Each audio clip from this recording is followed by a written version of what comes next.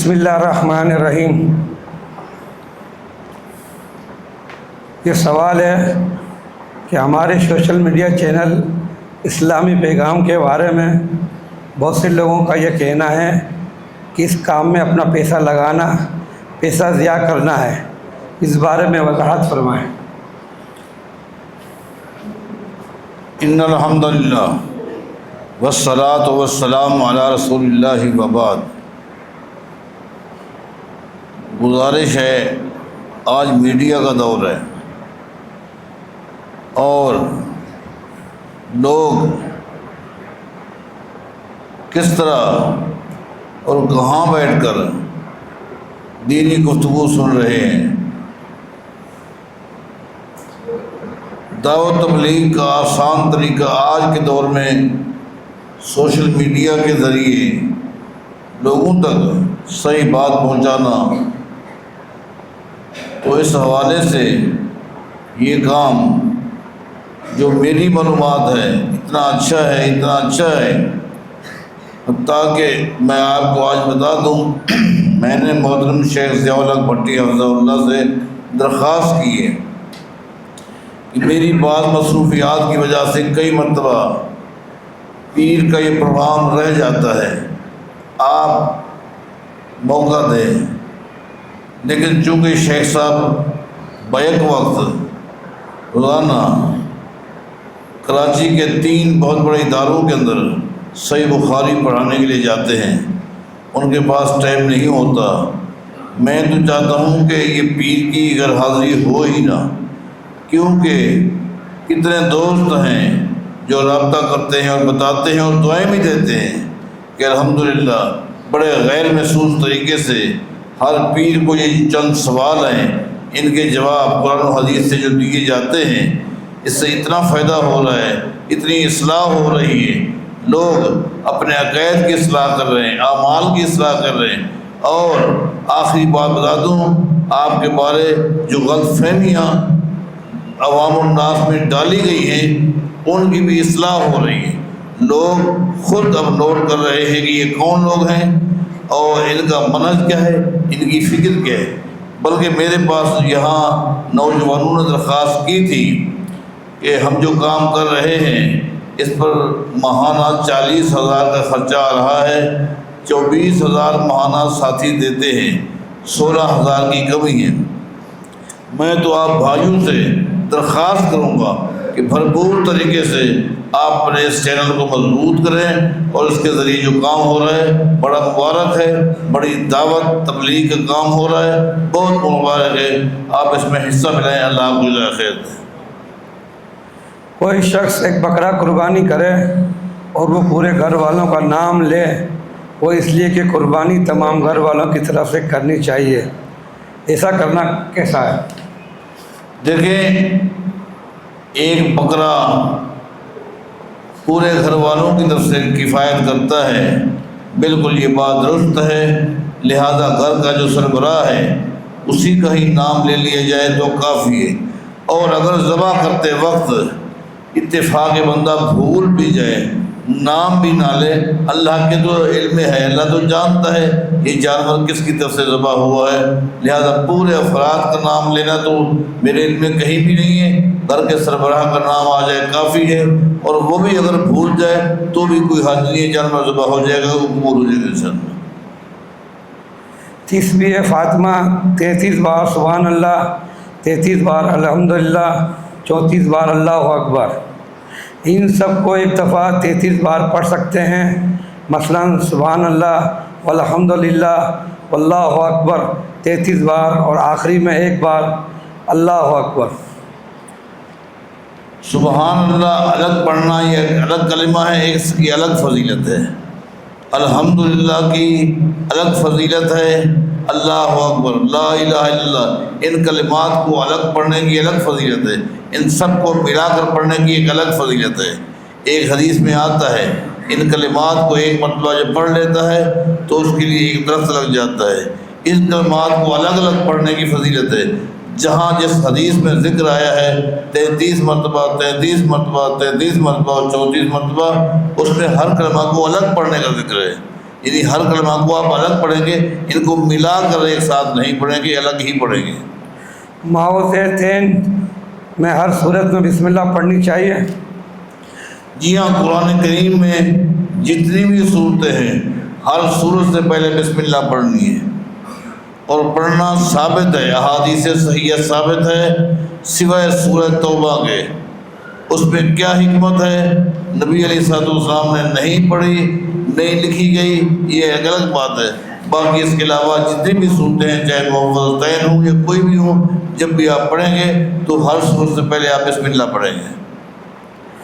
آج کل بہت سے لڑکا لڑکی کی بات پکی ہونے کے بعد آپس میں باتیں کرتے ہیں، ایسا کرنا درست ہے؟ دیکھیں، بات پکی کا معنی آپ کیا سمجھتے ہیں، میں کیا سمجھتا ہوں، لیکن اگر نکاح ہو گیا ہے، اگر نکاح ہو گیا، نکاح سے پہلے بات پکی بھی ہو جائے تب بھی یہ ہے غیر محرم، لڑکا لڑکی غیر محرم ہے۔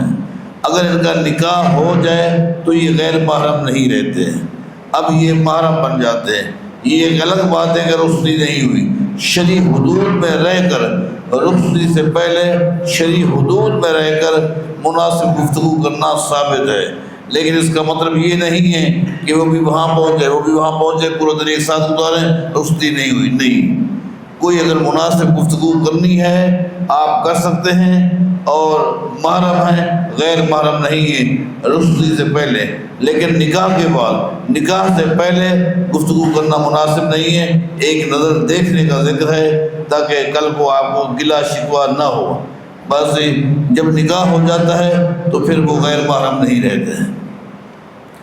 کیا وطر کی نماز میں دعائے قنوت کے لیے ہاتھ اٹھانا جائز ہے یا سنت ہے؟ اور دعائے قنوت اور نماز سے فراغت کے بعد چہرے پر ہاتھ کرنا کیسا ہے؟ قنوت نازلہ ہے، قنوت نازلہ جب کچھ حالات چینج ہوتے ہیں، ظلم و زیادتیاں ہوتی ہیں، بعض اقوام پر بد دعائیں کی جاتی ہیں، مسلمانوں کے لیے دعائیں کی جاتی ہیں، جس کو قنوت نازلہ کہتے ہیں، جو فرض نماز کے اندر پڑھی جاتی ہیں۔ قنوت نازلہ میں نبی علیہ السلام سے صراحت کے ساتھ ہاتھ اٹھانا بھی ثابت ہے، دعا مانگنا ثابت ہے، صحابہ کا آمین کہنا بھی پیچھے ثابت ہے۔ باقی رہا معاملہ قنوت وتر کا۔ قنوت وتر چونکہ لفظ میں موافقت ہے، محل میں بھی موافقت ہے، اسی پر استنباطاً استدلالاً ہاتھ اٹھانا ثابت ہے، استدلالاً ہاتھ اٹھا سکتے ہیں، امام زور سے دعا پڑھ سکتا ہے، بعض صحابہ سے بھی ثابت ہے وطر کی دعا امام پڑھے۔ اور مصنف عبدالرزاق میں ایک حدیث آتی ہے، ایک صحابی پیچھے آ رہے تھے تو اس نے امام سے کہا کہ ذرا آہستہ پڑھنا، زور سے کہا تاکہ مجھے دعا سے محروم نہیں کرنا۔ اس کا مطلب یہ ہے کہ بعض صحابہ کرام سے صراحتاً ثابت ہے کہ وطر کے اندر زور سے دعا پڑھنا امام کا اور مقتدی کا آمین کہنا ثابت ہے۔ اور یہ جو ہاتھ اٹھائے جاتے ہیں اور چہرے پر پھیرے جاتے ہیں، چہرے پر پھیرنے کی تو صراحت کے ساتھ نبی علیہ السلام سے کوئی حدیث نہیں ہے، بعض صحابہ سے ثابت ہے، عبداللہ بن زبیر سے، عبداللہ بن عمر سے، کہ وہ ہاتھ اٹھانے کے بعد ہاتھوں کو چہرے پر پھیرتے تھے۔ نبی علیہ السلام سے صراحتاً ثابت نہیں ہے۔ جامع ترمذی میں ایک حدیث آتی ہے، آپ نے دعا مانگی اور چہرے پہ ہاتھ پھیرا، لیکن وہ سند ضعیف ہے، محدثین نے اس کو صحیح نہیں کہا۔ لہذا صحابہ بعض سے ثابت ہے، نبی علیہ السلام سے صراحت کے ساتھ ثابت نہیں ہے۔ تو خلاصہ کلام یہ ہے، اگر قنوت وتر میں کوئی ہاتھ اٹھاتا ہے اس پر بھی آپ جرح نہ کریں، ہاتھ اٹھائے بغیر اگر وہ دعا مانگتا ہے اس پر بھی آپ جرح نہ کریں، اگر کوئی چہرے پر ہاتھ پھیرتا ہے اس پر بھی آپ تنقید نہ کریں، نہیں پھیرتا اس پر بھی آپ تنقید نہ کریں۔ اقامت کے وقت کب کھڑا ہونا چاہیے، دلیل سے بتائیں۔ یہ بعض حضرات یہ سمجھتے ہیں جب اقامت کہی جائے اور قد قامت الصلاۃ و قد قامت الصلاۃ یہ الفاظ کہے جائیں، اس وقت مقتدیوں کو کھڑا ہو جانا چاہیے۔ یہ عمل مجھے کہیں بھی کسی حدیث میں نہیں ملا۔ حدیث میں آتا ہے، صحابہ کرام کہتے ہیں ہم جس وقت نبی علیہ السلام کو دیکھتے تھے کہ آپ نماز پڑھانے کے لیے آ رہے ہیں تو ہم اس وقت کھڑے ہو جاتے تھے۔ اس کا مطلب یہ ہے امام جب نماز پڑھانے کے لیے آئے مصلی کی طرف تو مقتدی کو کھڑا ہو جانا چاہیے۔ اقامت کے وقت کھڑے ہو جانا، بعض بیٹھے رہتے ہیں، کھڑے بھی ہو تو بیٹھ جاتے ہیں کہ جب مؤذن کہے گا قد قامت الصلاۃ قد قامت الصلاۃ اس وقت کھڑا ہونا چاہیے۔ یہ عمل کہیں بھی نہیں ہے اور صحیح نہیں ہے۔ صحیح یہ ہے امام جب آ جائے تو کھڑے ہو جانا چاہیے۔ ڈیلی روٹین میں تمباکو اور چونا کھانا کیسا ہے؟ میں سمجھتا ہوں کہ بس میں نے اس کا جواب تو بارہا دی ہے، اب تو خالی میں دعا ہی کر سکتا ہوں جو یہ کھاتے ہیں اللہ کو ہدایت ہے، ان کے لیے خالی دعا کر سکتا ہوں، بد دعا تو نہیں کرتا، دعا ہی کروں گا کہ مہربانی کریں اس چیز کو چھوڑ دیں، کیونکہ حدیث میں آتا ہے کہ ہر وہ چیز جس میں نشہ ہو وہ حرام ہے۔ تمباکو کا درخت جو ہے وہ حرام نہیں ہے۔ مجھ سے بعض نے کہا اگر حرام ہے تو تمباکو کا درخت حرام ہے۔ تمباکو کا درخت حرام نہیں ہے، آپ اس کھیت سے بھی گزر سکتے ہیں، آپ کا جسم بھی پلید نہیں ہوگا، آپ اس کو اٹھا بھی سکتے ہیں، وہ ایک درخت ہے، لیکن اس کو جب آپ استعمال کرتے ہیں اس کی تاثیر جو ہے وہ غیر شرعی ہے، اس میں نشہ ہے، جو نشہ اور چیز ہے اس سے بچنا چاہیے۔ اللہ تعالیٰ ساتھی کو ہدایت دے اور اس طرح کے سوالات نہ کریں بلکہ اصلاح کرنے کی کوشش کریں۔ صبح و شام کے اذکار میں رضیت باللہ ربا وبالاسلام دینا وبمحمد النبیہ، یہ پڑھنا کیسا ہے؟ اگر صحیح ہے تو کتنی بار پڑھنا چاہیے؟ ایک بات پڑھنا احادیث صحیحہ سے ثابت ہے، صبح اور شام کے اذکار میں یہ دعا شامل ہے، رضیت باللہ ربا وبالاسلام دینا وبمحمد النبیہ، یہ دعا صحیح حدیث سے ثابت ہے، صبح شام کے اذکار میں اور ایک وقت پڑھنا ہے۔ کیا حائضہ عورت دستانے پہن کر قرآن مجید کو ہاتھ لگا سکتی ہے؟ اس بارے میں علماء کا اختلاف ہے، لیکن فرمان رسول کیا ہے؟ اور ہاں اگر حائضہ عورت حفظ کی طالبہ ہو تو کیا کرے؟ اس میں کوئی شک نہیں، سوال کے اندر جو کچھ کہا گیا ہے بالکل درست ہے کہ اہل علم کا اختلاف ہے۔ میں سمجھتا ہوں کہ جو عورت اس کنڈیشن میں ہے وہ قرآن کریم کے وہ الفاظ بھلے پڑھ لیں جو اسے زبانی یاد ہیں، وہ صورتیں پڑھ لیں جو اس کو زبانی یاد ہیں، جو اذکار ہیں وہ پڑھ لیں، لیکن قرآن کریم کو اگر وہ ہاتھ نہ لگائے تو اس میں بہتر ہے۔ اور یہ پورا مہینہ نہیں ہوتا، چند دن ہوتے ہیں، لہٰذا چاہے وہ طالبہ بھی کیوں نہ ہو وہ پڑھنے کے لیے جائے۔ قرآن کریم کی طالبہ ہے، ضروری نہیں کہ وہ قرآن کریم ہاتھ میں لے، ہاتھ میں لیے بغیر بھی پڑھ سکتی ہے۔ یہ بات صحیح ہے کہ بعض اہل علم نے یہ فتویٰ دی ہے، جس طرح کہا گیا ہے کہ اگر کچھ اور چیز ہو، رحل وغیرہ جس طرح ہوتے ہیں، اس پر قرآن کریم رکھ کر وہ پڑھتی ہے تو اس میں کوئی حرج نہیں۔ یہ فتویٰ بھی بعض اہل علم کا ہی ہے۔ کیا قربانی کا ایک حصہ پوری امت محمدیہ کی طرف سے رکھا جا سکتا ہے؟ دیکھیے بات یہ ہے کہ نبی علیہ الصلوۃ والسلام سے ثابت ہے، آپ نے یہ کیا ہے، لیکن آپ کے پاس کسی سے ثابت نہیں ہے، اس لیے کہ ہم میں سے ہر شخص جو ہے وہ اپنی ذات میں گنہگار ہے، اپنی طرف سے قربانی کرے۔ اگر مزید اللہ نے ان کو توفیق دی ہے تو پھر ان کے وہ لوگ جو قریبی ہیں وہ زیادہ مستحق ہیں، ان کا والد مستحق ہے، والدہ مستحق ہے، اور عزیز و اقارب جو دنیا سے چلے گئے ہیں یا غریب ہے مستحق ہے، یہ زیادہ مستحق ہیں، ان کو اہمیت دیں، پوری امت کی بجائے آپ ان کو اہمیت دیں، یہ بہتر عمل ہے۔ کیا آج کے دور میں بھی لونڈی رکھی جا سکتی ہے؟ دیکھیے لونڈی کا تعلق جہاد سے ہے، اور عالمی طور پر جو قوانین بنا دیے گئے ہیں اس میں جہاد کے لفظ کو ہٹایا گیا ہے، اسی لیے آپ کو اپنے ملک کے اندر بھی وزیر دفاع تو ملے گا، وزیر جہاد نہیں ملے گا، مطلب یہ کہ اس کو نکال دیا گیا ہے۔ لہذا جب وہ بات نہیں ہے تو پھر جس کی وجہ سے جس کی وجہ سے لوڈی آتی ہے، جب وہی چیز نہیں ہے تو پھر آپ لوڈی کا تصور کیسے کر سکتے ہیں؟ بس آپ دعا کریں کہ عالمی سطح پر اللہ مسلمانوں کو اتحاد دے، عالمی سطح پر ان کا اپنا پلیٹ فارم ہو، اس کا اپنا فرم ہو، اور اس کے اوپر یہ قرآن و حدیث کے مطابق کام کریں گے۔ جب پوری دنیا کے مسلمان متحد ہو جائیں گے، ان کا پلیٹ فارم ہوگا، ان کا اپنا سربراہ ہوگا، تو پھر کفر اگر ان کا مقابلہ کریں گے تو یہ ان کے ساتھ دفاع نہیں کریں گے، جہاد کریں گے۔ جب جہاد کریں گے تو جہاد کے راستے سے جو کچھ بھی ملے گا وہ مال غنیمت ہے، جس میں سونا، چاندی، لوڈیاں، غلام سب کچھ ہو سکتا ہے، لیکن اس کے لیے ترتیب یہ، اس تصویر کو ہٹا کر آپ لوڈی کا تصور کریں تو یہ عمل غلط ہوگا۔ ایک شخص فی العقیدہ تھا، اس کے انتقال پر اس کی نماز جنازہ اناف نے پڑھائی، پھر بعد میں اہل حدیثوں نے بھی پڑھائی، یہ عمل کیسا ہے؟ جی ہاں، یہ سوال شیخ صاحب کو میں نے ابھی بتایا ہے۔ میں بھی راستے میں آ رہا تھا تو ایک علاقے کے ساتھیوں نے مجھے کہا کہ ہمارے ہاں ایک سلفی ساتھی کا انتقال ہو گیا ہے، اس کی مقامی جماعت احناف نے نماز جنازہ پڑھائی ہے اور انہوں نے ہمیں موقع نہیں دیا، ہم نے بعد میں اس کی نماز جنازہ پڑھائی ہے، اب فتویٰ لگ رہا ہے کہ دوسری نماز جنازہ جو یہ باطل ہے وغیرہ ہے۔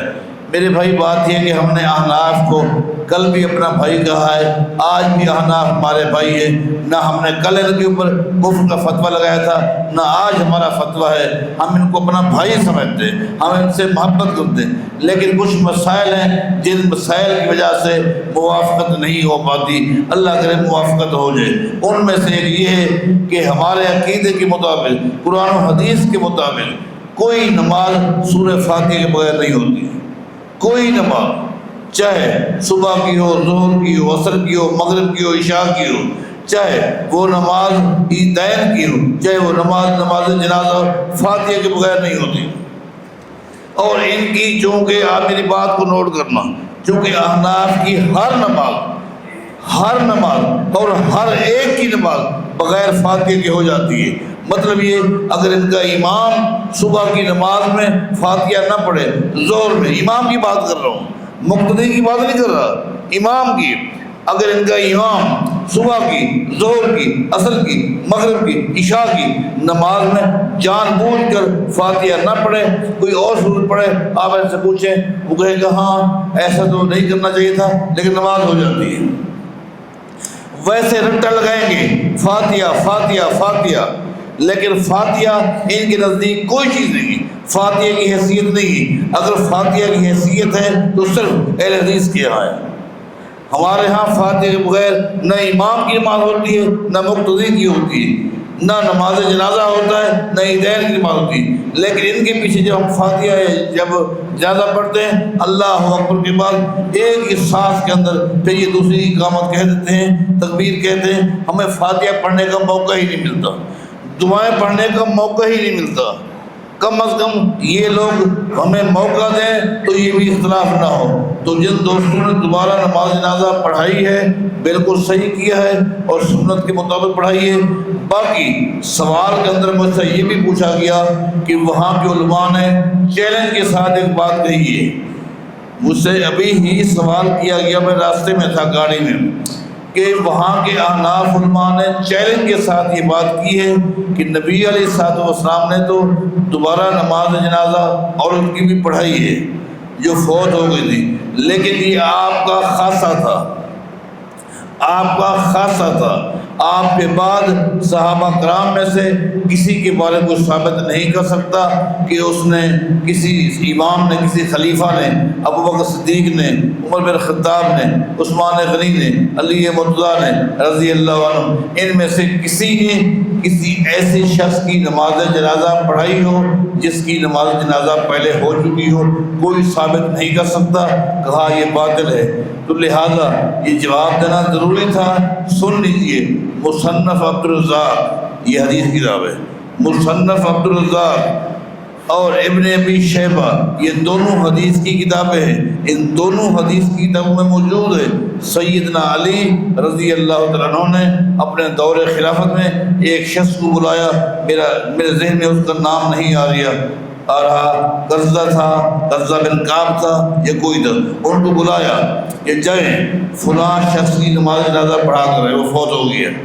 جب وہ گیا اس کی نماز جنازہ ہو چکی تھی، اس کی نماز جنازہ ہو چکی تھی، پھر بھی دوبارہ انہوں نے کہا کوئی حرج نہیں، یہ دعا ہے اور دعا بار بار کہی جا سکتی ہے۔ سیدنا علی نے جن کو بھیجا تھا انہوں نے اس کی دوبارہ نماز جنازہ پڑھائی، لہذا صحابہ کرام سے، خلفائے راشدین سے بھی ثابت ہے دوبارہ نماز جنازہ یہ ایک دعا ہے، دعا کا ایک مسنون طریقہ ہے، لہذا سیدنا علی نے خود حکم دیا اور نماز جنازہ دوبارہ پڑھائے گی جس کی ہو چکی تھی، لہذا یہ عمل صحیح ہے۔ جو لوگ اختلاف کرتے ہیں یہ ان کا جذباتی عمل ہے، ان کو اللہ تعالی ہدایت ہے۔